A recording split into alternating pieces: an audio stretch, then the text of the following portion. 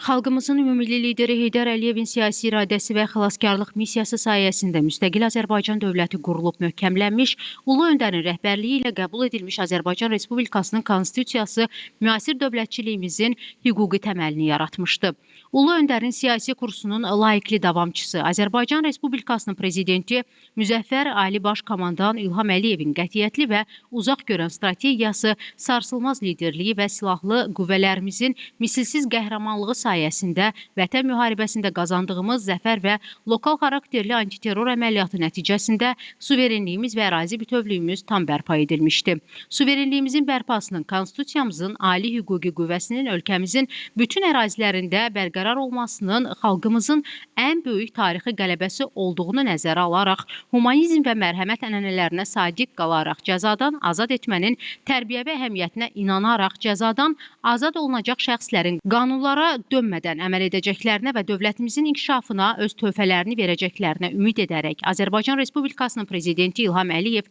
amnistiya elan edilməsi təşəbbüsünü irəli sürüb. Amnistiya aktının layihəsinə əsasən Azərbaycan Respublikasının suverenliyinin və ərazi bütövlüyünün qorunması uğrunda aparılan döyüş əməliyyatlarında, o cümlədən Vətən müharibəsində və 2023-cü il sentyabrın 19-20-sində keçirilmiş antiterror əməliyyatında iştirak etmiş şəxslərin, eləcə də bu əməliyyatlarda həlak olmuş və ya xəbərsiz itkin düşmüş şəxslərin yaxın qohumlarının Ermənistan Respublikasının mülki əhaliyə qarşı hərbi təxribatı nəticəsində əlil olmuş şəxslərin, habelə qadınların, 60 yaşına çatmış şəxslərin, cinayət törədərkən yetkinlik yaşına çatmayanların və digər şəxslərin cəzadan və ya cinayət məsuliyyətindən azad edilmələri nəzərdə tutulur. Bununla yanaşı, layihəyə əsasən böyük ictimai təhlükə törətməyən və ya az ağır cinayət, habelə ehtiyatsızlıqdan cinayət törətdiklərinə görə azadlıqdan məhrum etmə cəzasına məhkum olunmuş bir sıra şəxslər cəzadan azad ediləcək və ya cəzalarının çəkilməmiş hissəsi azaldılacaqdır.